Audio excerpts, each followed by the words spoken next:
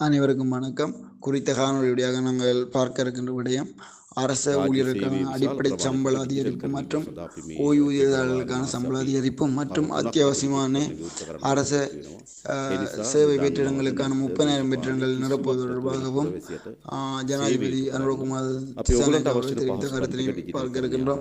යහපත් அந்த වැඩ வகையில் පිළිවෙලක් கடந்த හදන්න 26ஆம் தேதி அனுராதபுர අපි மாவட்ட අපේක්ෂා அபிவிருத்தி குழு කරන கூட்டத்தில் பங்கேற்ற රාජ්‍ය සේවය පුරවැසියට அனுரகுமார் திசாநாயக்க அவர்கள் අපි இவ்வாறு කොච්චර பல்வேறுபட்ட බණ්ඩාගාරේ தகவல்களை මුදල් வழங்கியிருந்தார். அதற்கு அமைவாக ඒ මුදල් ප්‍රමාණය මහ පොළොවට பொதுமக்கள் යන්නේ உரிமை என்ற නැත්නම් வகையிலும் යන්නේ அரசு නැත්නම් அதிகாரிகளின் பொறுப்பு என்ற வகையிலும் அரசு சேவையை රාජ්‍ය பலப்படுத்த සේවයේ நடவடிக்கை විශාල எடுப்பதாக ප්‍රමාණයක ஜனாதிபதி ඩිජිටල් அனுரகுமார் කරවීම திசாநாயக்க සඳහා අපි පෙබරවාරි தெரிவித்திருந்தார். මාසේ අපි தற்போதுள்ள කරුණු அரசு 3ක් අපි சேவையில் ඩිජිටල් பிரஜைகள் කරන්න திருப்தி அடையவில்லை என சுட்டிக்காட்டிய ඒ නිසා ஜனாதிபதி දන්නවා அரசாங்க දැනට சேவையை டிஜிட்டல் දේශපාලන மயமாக்குவதுடன் කිසිවක් නැතුව ஊடாக වෙන පුරවැසියට பிரஜைகள் සේවය ඉටු කරන්න பிரஜைகளுக்கு අපි வினைத்திறனான ඔයගොල්ලන්ට சேவை අවශ්‍ය வழங்க පහසුකම් ටික ඩිජිටල් කරන්න எதிர்பார்ப்பதாகவும் යහපත් தெரிவித்திருந்தார். වැඩ மேலும் පිළිවෙලක් හදන්න அனுராதபுர පුරවැසියට மாவட்ட කොච්චර අපි செயலகத்தில் අපේක්ෂා இடம்பெற்றிருந்த இந்த කරන கூட்டத்தில் රාජ්‍ය සේවයක් පුරවැසියට பங்கேற்ற ஜனாதிபதி அவர்கள் பல்வேறு விளக்கங்களையும் வழங்கியிருந்தார். அதற்கு அமைவாக எதிர்வரும் ஜூன் மாதத்துக்குள் அரசு சேவையில் சரியான தரவு கட்டமைப்பினை தயாரிப்பதற்கு செயலாற்றி வருவதாகவும், தற்போது அரசு சேவையில் உள்ள தரவுகளின் அடிப்படையில் சரியான தீர்மானங்களை எடுப்பதற்கான இயலுமை இல்லை எனவும் ஜனாதிபதி என்பவர் சுட்டிக்காட்டியிருந்தார்.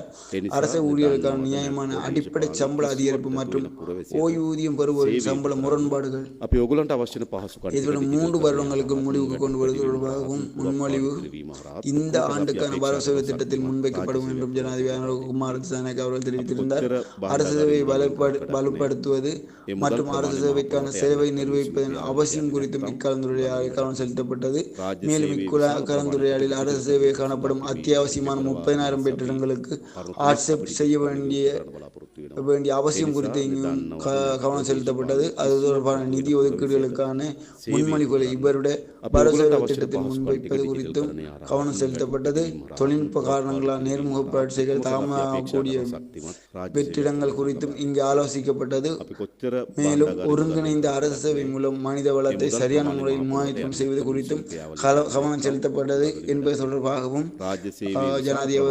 ஜனாதிபதி அவர்கள் பல்வேறுபட்ட விடயங்களை இங்கே விளக்கியிருந்தார். அதற்கு அமைவாக அடுத்த காணொளியில் நாங்கள் இது தொடர்பான பூரண விளக்கங்களை பார்க்கலாம். நன்றி. කිසිවක් නැතුව එන පුරවැසියට සේවය ඉටු කරන්න අපි ඔයගොල්ලන්ට අවශ්‍ය පහසුකම් ටික ඩිජිටල් කරන්න